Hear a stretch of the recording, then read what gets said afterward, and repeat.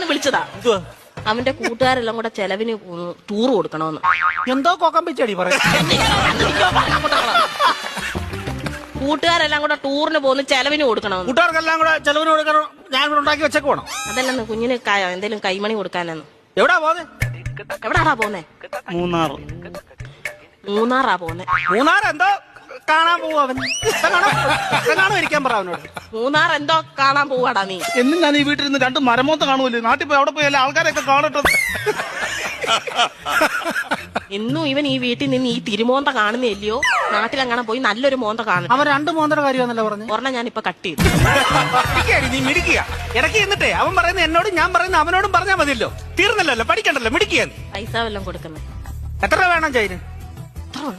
2500 രൂപ. 2500 എന്തിനാണ് നിനക്ക് നിറക്കാൻ പോകുന്നതിന്? 5000 രൂപ വേണം.